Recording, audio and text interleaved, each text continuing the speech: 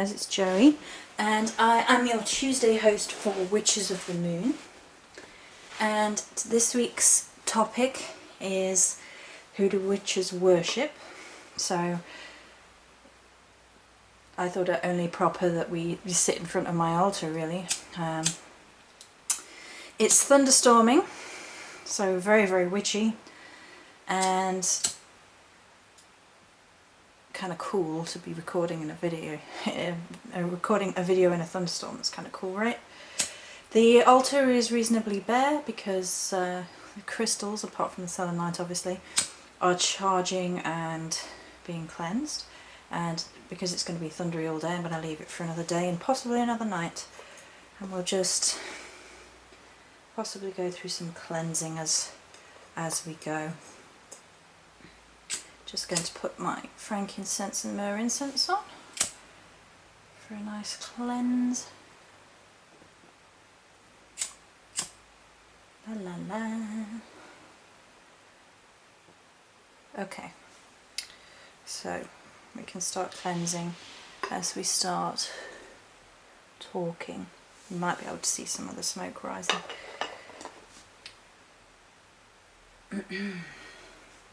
So, the idea of worship. It's an interesting idea, and it often creates problems. I wasn't sure to begin with if I was very comfortable with the word worship. And it is a fair enough word. The problem is of all the negative associations of the idea of worship, which is sort of a blindness and a dogmatic sort of approach, which isn't how I feel witches should engage with spirit, source, or deity.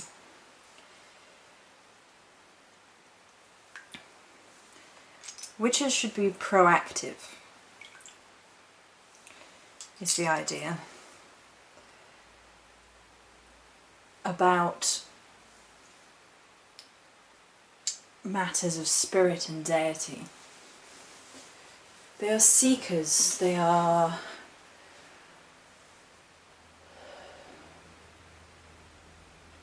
people who are looking for spiritual meaning and answers, and often look to the archetypes of old within spirituality to fill what can be considered sometimes to be a void left by religions which focus solely on a male god, or an unforgiving god, or a god who is separate. And I start the video discussing it thus because everybody, or every witch, may experience deity and should experience deity in a different and unique perspective, which is their own path. And I've often discussed how sacred one's own path is, and this is coming up a lot this week. Just playing with some seashells, if you can hear me making strange noises. Now, it is my belief that it all comes from the same place. Source and spirit is something so vast and beyond our human comprehension that we seek ways of understanding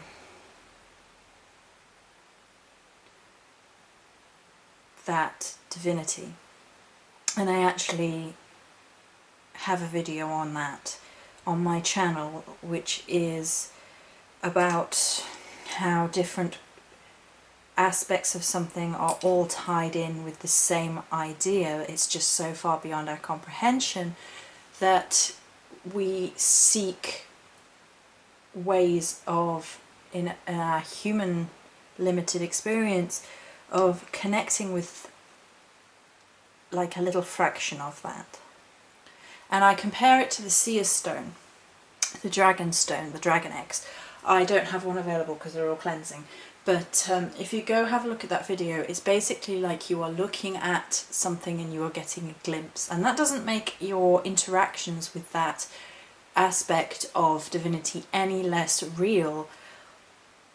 It's just such a really difficult, vague, broad concept to really fully, get your head around, that it's just easier for us as human beings to experience that with one or a couple of deities who embody certain energies and are just how we connect.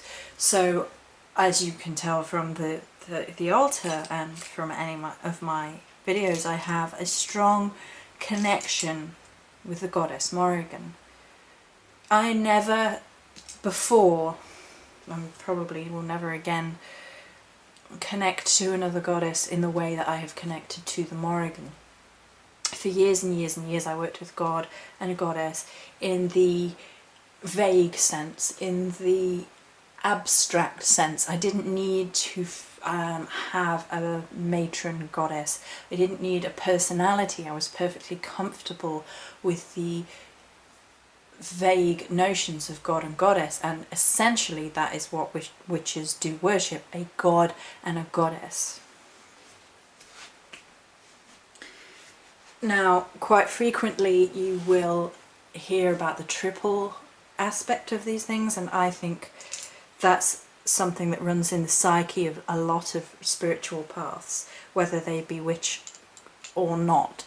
You often hear of the trinities, the threes, and with goddess, I mean, you will hear of maiden, mother and crone, and it covers the three aspects of the life cycle. It's just another way of pinpointing and simplifying down something to help us connect to specific energies within something which again is so vast, so powerful, so beyond human comprehension that we need to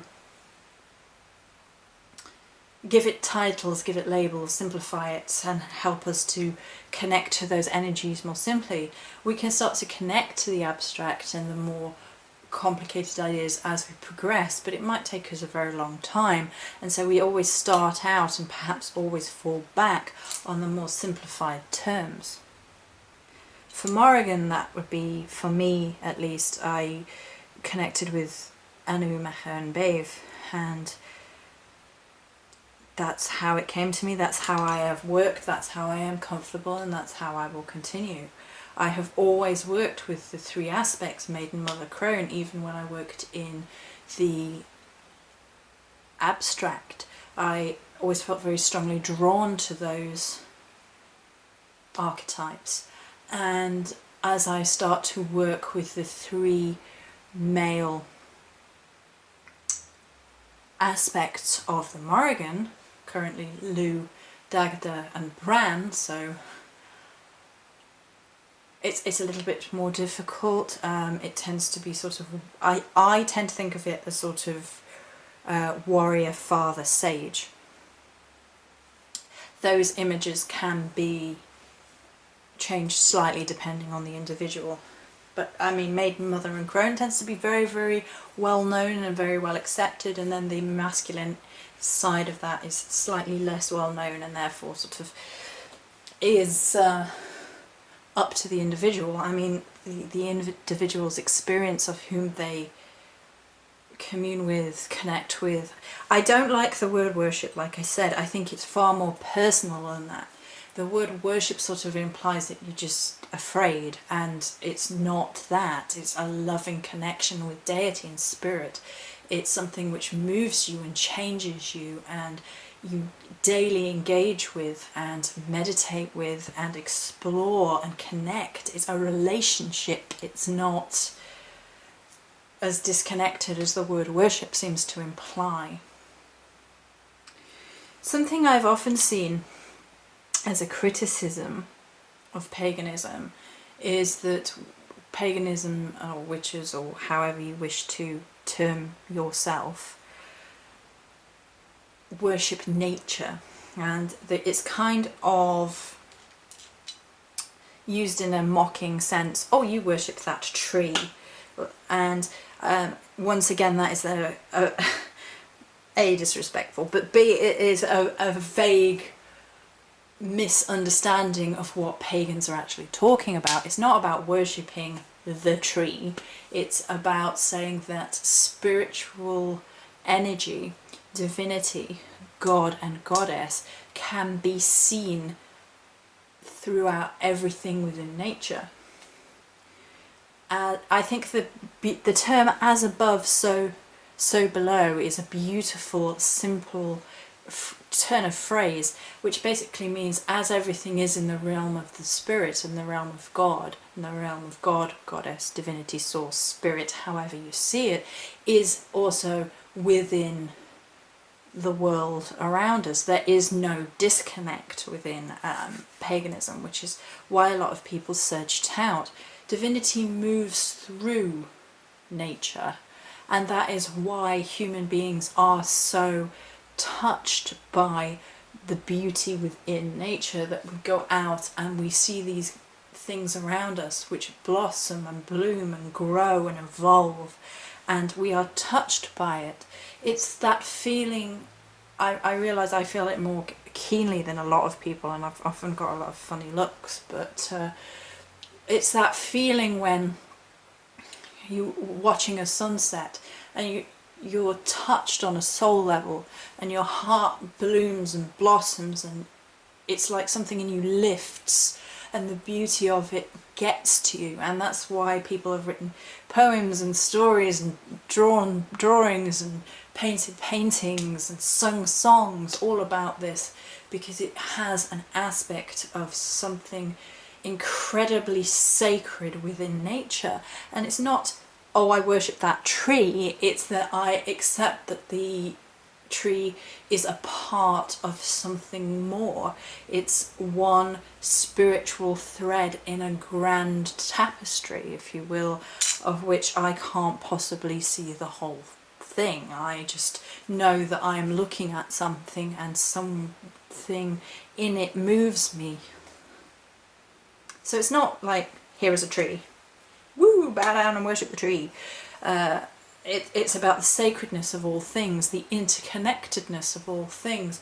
Everything is connected is another simple terminology you will often see. And whilst I would refrain from overusing simplified terminology, because it can be used to mean all things to all people and just sort of a pacifier, the connectedness of something is a deep topic which you can go on and look at and think about for hours, and it's something that I'm very much being taught about this week. And in the rune group that we're a part of, it comes to me that way, how connected things are, and you get images from places and you hear things from places, and things pop up in the inverted commas strangest, most coincidental ways, and you can't believe how odd that inverted commas coincidence was. It's not a coincidence, it's all interconnected, it's all part of the cycles. This is something else that witches choose to engage with, inverted commas, celebrate, and not celebrate, sorry. This is something that inverted commas worship, is the cycles, and this is again tied to nature, but it's again tied to the realm of spirit and God and goddess. I follow the wheel of the year, and I'm not Wiccan. I started off in Wicca, but I'm not strictly Wiccan anymore. And some people take issue with it, and I mean, I can argue about the Celtic origins of things, so it's not really a problem for me. But I don't see the problem of worshipping and following the cycles, because it is the celebration of the way the world moves, of the way spirit moves through the world, of nature changing and the energies around it. Why do you suddenly feel more alive at certain times of year? Because your soul taps into those connections. It's a celebration, it's a relationship rather than worship per se. I don't feel the need to overgo into my relationship with the Morrigan too much, mainly because I discuss it at length on my own channel, and it's been a while since I've done a video on her. Actually, I might attempt another one soon about different aspects of her being. She's a complicated goddess. She shapeshifts, she moves, she changes, she's in constant flux, in constant flow, constant movement. There is nothing stagnant or boring about my goddess. She is exciting and beautiful and all these many things, and deserves a great amount of honour and respect. But it is a relationship for me and for a lot of witches, and it's not about bowing your head in fear or asking for things. It is about the relationship to help you grow, to help you learn, to help you seek spiritual answers, whatever they might be.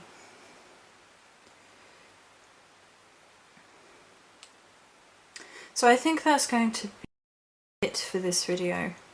It might be a little bit vague. I always feel like I'm being a little bit vague when I try to talk about these matters, because it's me trying to address a subject which is so broad and so different and so unique for each and every individual. I can tell you what mine is, and I have, and there are many videos on my channel, as I said, about different aspects of the Morrigan, because she cannot be summed up. It's not as simple as this is this and this is this. It's an experience, a life journey, and something sacred to each individual. Many blessings.